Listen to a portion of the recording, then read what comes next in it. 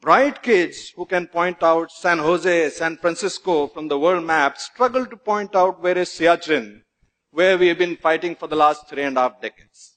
I'm sure you guys all know where Siachen is, right? It's only those kids who don't know. While in the past, our lack of knowledge of our own army would have been shameful and sad, right now it is suicidal. And let me tell you why. When I joined the army, I came from a fairly conventional background, a South Indian family, and we had this whole construct of jhuta, and you can't drink from someone else's cup or eat from someone else's plate. And it was more to do with, I think, tradition rather than caste or discrimination. But you had a sense that you were different from the others. So imagine my shock that when I joined the army, we were given this one enamel mug. And that mug was your coffee mug, it was your shaving mug, it was your bathing mug, and it was your, every other mug. You got it. And then it got a little worse because it's a regulation issue. So despite scratching your name on it, they would get interchanged. And so you could be drinking your coffee from someone else's every other mug. And that might sound weird to you, but for us it was battle inoculation, because before you knew it, someone else's blood could be coursing through your veins.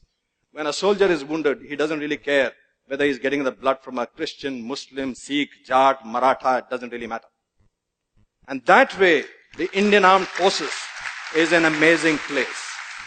For example, the 1st Sikh unit, the 1st Sikh battalion, is one of the oldest and the most decorated units of the Indian Armed Forces. This was the unit which was airlifted in October 1947 to stop the Pakistani Lashkars who were raiding Kashmir. And this was the unit which halted them at Srinagar. And it's thanks to this unit's gallant action that Kashmir is on the map of India. This unit of the finest Khalsa warriors is led by a Muslim commanding officer. And he leads them not only in battle, not only in exercises, he leads them in the Gurbani every day in the Gurdwara. Or take the case of 3Jar. In 1965 operations, they were tasked for one of the most difficult tasks, which was the capture of a location called Dogre. And that battle has gone down in the annals of Indian history as one of the most tough battles ever fought, because it was street to street, room to room, hand to hand. But Dogre was so pivotal for that operation that when their Anglo-Indian commanding officer, Lieutenant Colonel Desmond Hayes, spoke to his men and explained to them the importance of that particular objective, he told them that we have to be in Dogre by nightfall, dead or alive.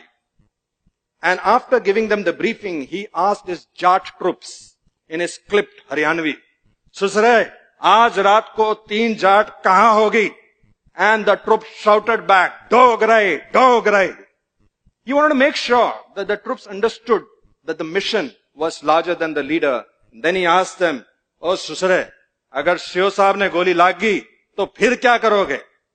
And without batting an eyelid, the senior Jesho shouted back, "Saab ji, agar Shio ne goli lagi, to kandhe pe taan ke le jayenge, lekin rukenge Dogre jaake." And that night, in that operation, 3 Jat, consisting of Jat troops under an Anglo-Indian commanding officer, took back Dogre not once but twice, winning 3 Mahavir Chakra, 4 Veer Chakras and 7 Sena medals in one single operation. Our soldiers don't fight. They don't care about the name on their chests, which is their own name. They care about the name on their shoulder, which is their Paltan's name. Once they join the unit, if they join a Gurkha unit, they become a Gurkha. If they join a Maratha unit, they become a Maratha. They become a band of brothers. They really don't care about caste, creed, gotras, religions and all of that stuff. And I think, my sense is it's not just the army that feels that way. Some of you may remember in 1992, in Parvanu, in the timber trail, there was this cable car which broke. And it was dangling by a cable. And there were many souls who were trapped inside it, and they were going to plunge to certain death. There's a beautiful story of a Hindu woman who was trapped inside, and she was praying to her gods to save her. And before a little while, they heard the thud of a chopper coming, the thud, thud, thud of a Hector coming in. And that Hector was being flown by squadron leader Pali Major, who went on to become the air chief of the Indian Air Force. And from that Hector, the para-commando, first para-commando unit, a legendary para-commando, Captain Ivan Krasto, slithered down and entered into the cable car and saved the lives of the people inside. Now here's something really funny. This woman was reaching out to her Hindu gods, but it was a Christian para-commando who came down, flown by a Parsi major, by a Parsi pilot. And we have seen this across the board when we are going for rescue into natural calamities or floods or even 2611.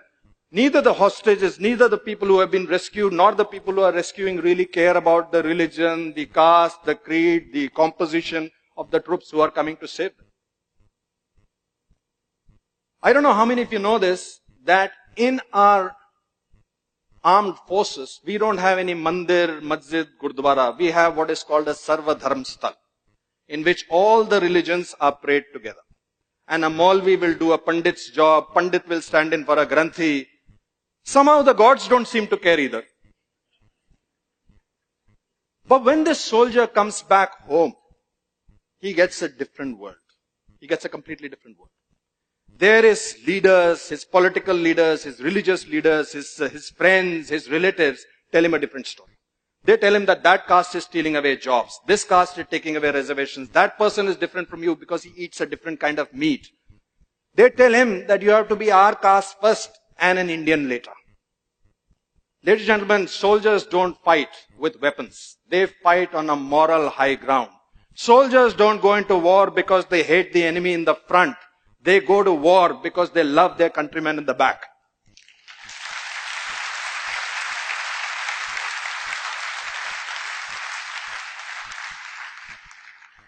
Leaders across spectrums have their own agendas. Some people want to win elections, some people want to get more power, and some people genuinely want to do good for their own communities. But we, as citizens, have to realize one thing. That even as I'm speaking to you right now, standing over here, from Kanyakumari to Kargil, there are soldiers who are deployed in every kind of situation. Right now, as I speak to you, there is a captain out there in Siachen Glacier who is already battling 3 fronts. He's got a front of a very determined enemy. He's got a front of a very horrible weather which claims lives almost on a daily basis. And he's battling the front of the nonsense going on in Delhi with Jantar Mantar, with veterans fighting the government, government fighting the veterans. I beg of you, let's not open a 4th front for him. Let's not forget that the strength of this country, which is symbolized by your armed forces, is the unity of its diversity. Let's not forget that. Jai Hind! Jai Hind! Thank you. Thank you. Thank you.